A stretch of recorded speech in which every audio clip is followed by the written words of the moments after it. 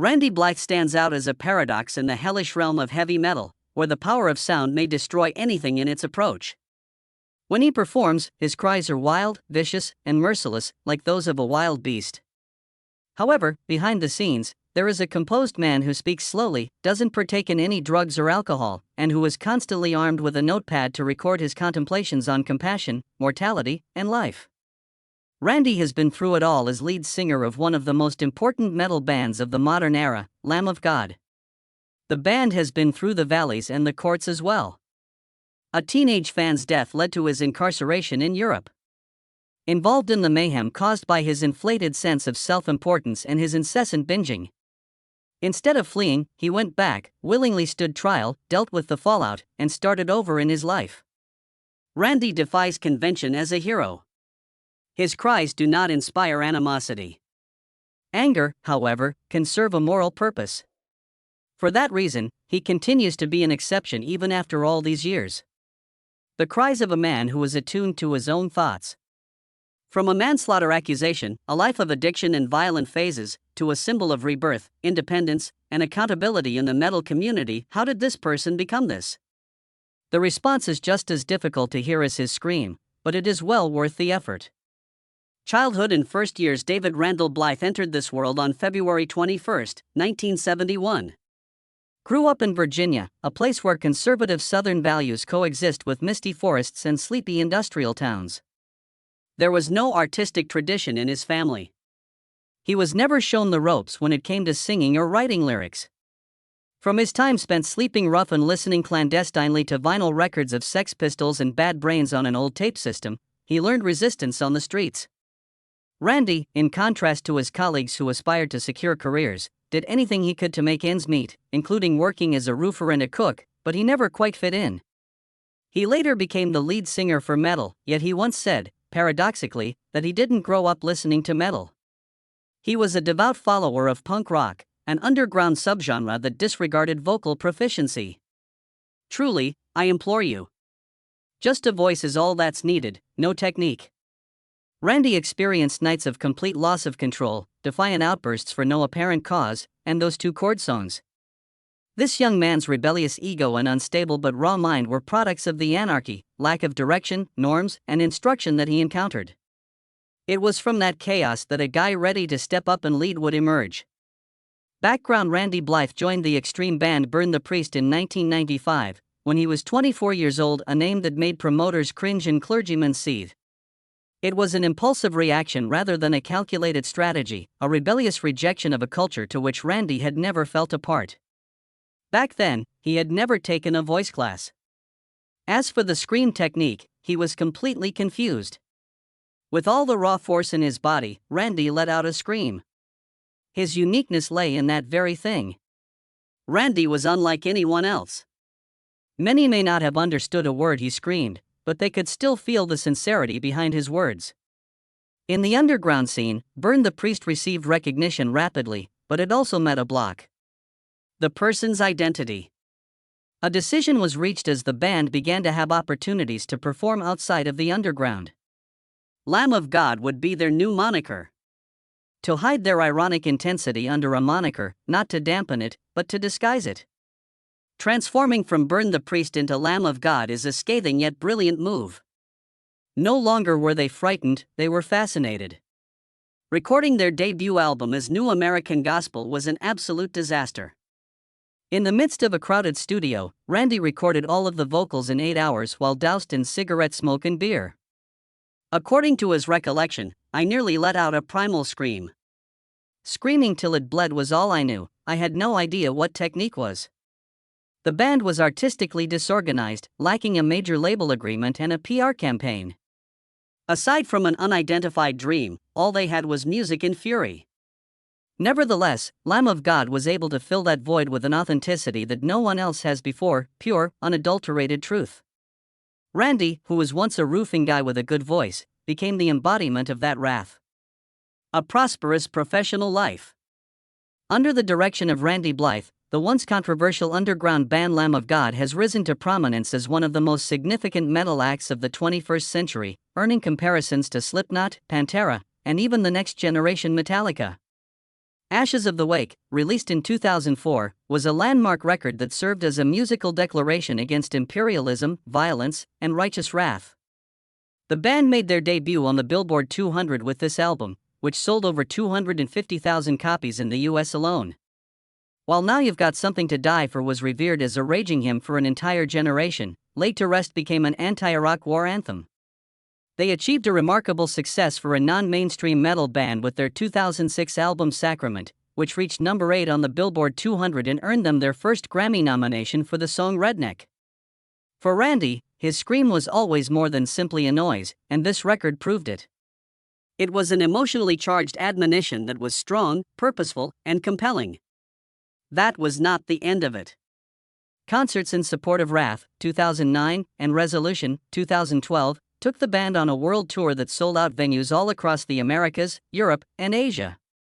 The likes of Download in the UK, Hellfest in France, Rock am Ring in Germany, and Ozfest in the USA were headlined by Lamb of God.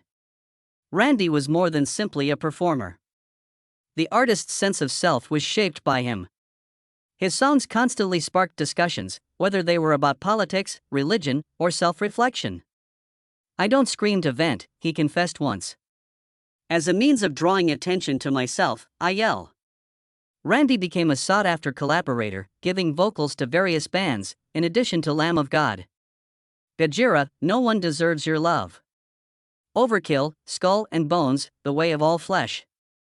Some of these include Soulfly, Dead Behind the Eyes, Clutch, Suicide, Silence, Devil Driver, Body Count, and various others.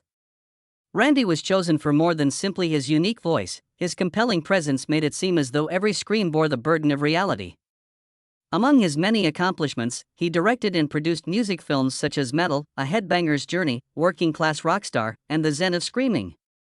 In 2009, he appeared in The Graves, and more recently, he starred in an action film by Chthonic, a metal band from Taiwan. He also dabbled in acting. Randy went from being a man who shouted to stay alive to being an icon of soulful, intelligent screaming. Nevertheless, he was unprepared for the fall that befell him at the pinnacle of his career. A fan's death and a trial that spans the globe. An incident in Prague. After a 2-year hiatus, Randy Blythe finally made it to Prague, Czech Republic, on June 27, 2012, for Lamb of God's return performance. However, a squad of armed police officers was already waiting for him when he disembarked the plane. No preliminary notice, legal representation, or trial. Handcuffed and led directly to the station, Randy was arrested. Manslaughter was the charge against him.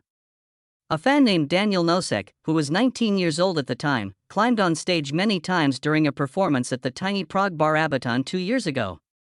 During one of those instances, Randy allegedly shoved him into the onlookers. Several weeks after his fall, Nosek hit his head on the ground, lost consciousness, went into a coma, and passed away. It was a complete mystery to the rest of the band. Their number had gone unanswered. At least until that fateful day in the airport. Randy was detained at Pankrak prison for a duration of 37 days. An old prison that the Nazis used to hold political prisoners in the 1800s. According to his autobiography, Dark Days, the prison had decaying walls, barbed wire, and a broken clock that served as the sole indicator of time. Like many artists, he could have run away, refused extradition, or just left at that moment. On the other hand, Randy willingly returned to Prague for his trial. Not because it is required by law, but because it is the right thing to do. "I can't run away when it's my turn to be accountable," he yelled out. The trial was held in the month of February 2013. Randy confessed to shoving a fan off the stage while testifying, but he denied knowing the fan had suffered significant injuries. According to his testimony, he was under the impression that Nosek was the same individual who had contacted him twice before, performed without spectacles, and had bad vision overall. Like hundreds of times before, he thought the throng would apprehend him. However, nobody did. Randy Blythe was found not guilty of any crime by the Prague City Court on March 5, 2013.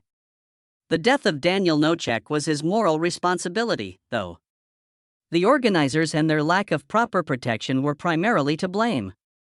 Neither barricades nor stage management were present. Authorities lodged an appeal. However, the decision was affirmed by the Czech Supreme Court in June of that year.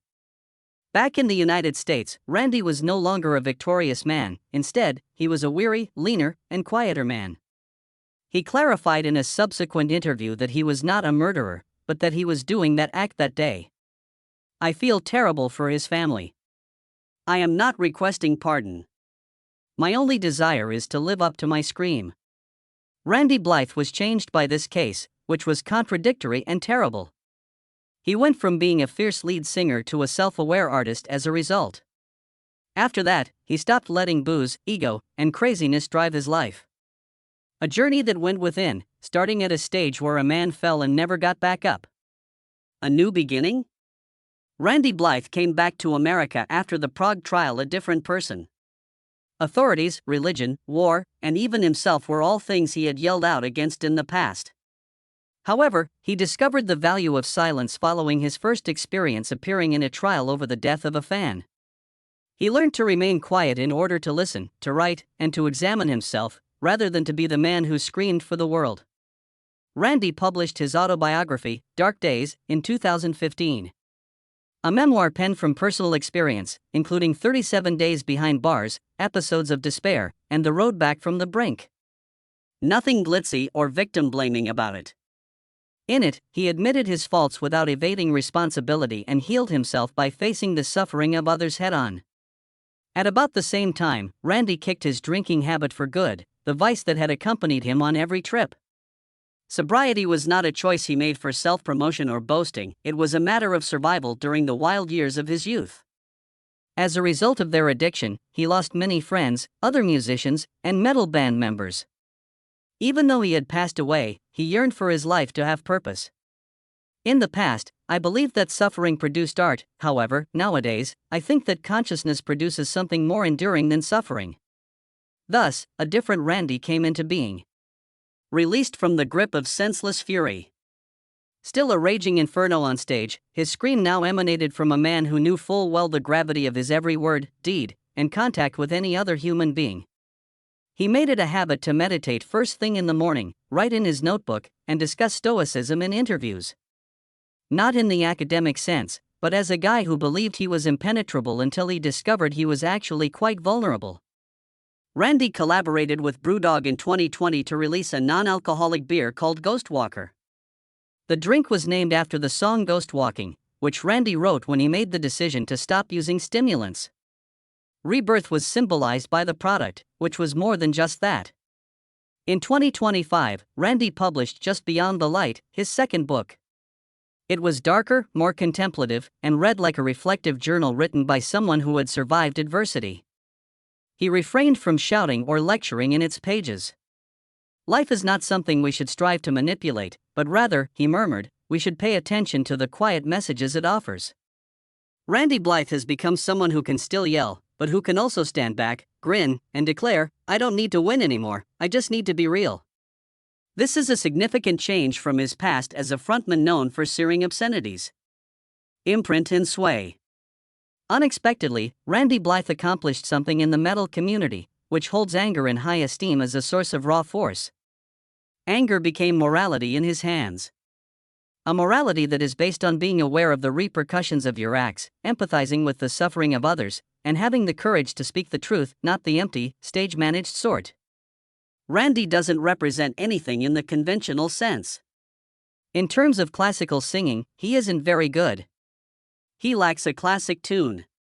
While his music may not have topped the charts, he won the undying devotion of metal fans around the world.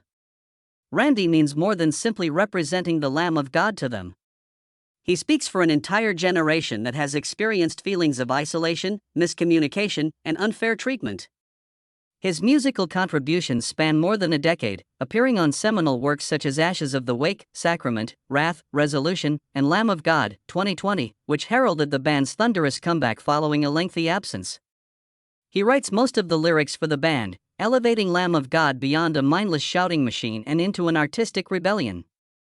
His vocals have not only featured on, but also supported, the music of notable acts such as Gojira, Overkill, Devil Driver, Soulfly, Body Count, and Clutch. It wasn't just filling in, it was a true presence. Randy, as a writer, is one of the few extreme metal figures capable of putting the language of screaming into words.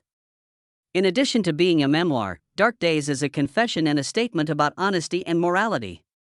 The book is a literary testimony to truth and suffering, hailed by publications such as Kerrang and Rolling Stone for being deeply personal and brave. Randy, in his journey toward sobriety, has become an icon of resilience, proof that rock music can lead in more positive directions than down the road to addiction and ruin. For artists who are willing to change, it can be a path to enlightenment. Technique, media attention, or sales figures aren't what make Randy Blythe so influential. There's something more basic. Everything he shouted was exactly what he did. Avoid evasion, finger-pointing, and denial. Randy stated, "I'm real, in a world where many artists hide behind personalities. I'm not pretending, I've messed up." That is the single most important reason why people listen to him even when his scream dies down. He is trustworthy, respected, and influential. Here and now. There is no longer a metal news segment that features Randy Blythe, who is now in his 50s. Even though the spotlight may be a bit lower now, to his true followers, he is now more alive than ever. Remaining active is the Lamb of God. Their most recent album, Omens, released in 2022, was highly praised for both its impressive musical qualities and the lyrics, which dealt with pressing issues like as war, political conflict, climate change, and the general moral decline of society. This was no ordinary metal record. A prophecy has been fulfilled. Spoken by Randy in his raspiest voice to date, which is more deliberate, articulate, and acute than before. Pigface, Randy's legendary 90s avant industrial supergroup, made a triumphant return in 2023. His initial intention was to do a handful of guest appearances, but things quickly escalated into a complete tour due to how much fun it was and how it felt just right, his words. He no longer plays for the thrill of it, but rather for the joy of it. As a creative person who has experienced the whole range of human emotion, he persisted in his literary pursuits that same year. He shifted gears in 2025 with the release of his second book, Just Beyond the Light, from stories about incarceration or revolt to contemplations of awakening, life, death, and time. Less yelling and more listening marked a new phase. Randy has done more than just write, he has also taught, taken beautiful photographs, and spoken at conferences on topics such as addiction rehabilitation, meditation, and mental health. He is not ashamed of his history. On the contrary, he uses it as evidence that it is possible to fall down and get back up again, provided that one is ready to confront their own shortcomings. It's incredible how close Randy stays with his fan base. Not through ostentatious social media displays, but through low-key events like book signings and gatherings, as well as blogs that are both honest and unassuming. Randy Blythe has finished proving himself at the age of 54. He carries on with a quiet conviction as he sings, writes, lives thoughtfully, and moves forward. "I intend to keep making meaningful art for as long as my body allows it." There is no such thing as a flawless image or fallen angel like Randy Blythe. One must scream to be heard and be silent to be forgiven. He is an actual man. He has shouted uncontrollably, drank himself to death, and testified in court about a fan's murder. He got to his feet again. Even after roping, meditating, and living a conscious life, he still let out a scream. Now that he knows better, Randy was able to avoid being crushed by fame in an industry where it can destroy everything in its path. Each performance became a quest of bringing energy rather than seeking adoration as he transformed his fractures into words and his tragedies into lessons. In a time where yelling is frequently used as a means to gain attention, Randy Blythe approaches his scream with reverence. Transparency, enlightenment, and boundless empathy are the goals of this prayer. So, where do you stand? While you're trying to forgive, do you keep quiet or let out a scream? How about you live each day as if there were no tomorrow, or at least to the point that tomorrow is worthwhile? Tell us what you think about Randy Blythe's story. Which one speaks to you the most? Does he exhibit raw humanity, awakening, or rebellion? Share this video, subscribe, and hit the notification bell if you think this tale deserves to be heard, because I promise the next stories will be even more intense. Truthful and tragic in equal measure.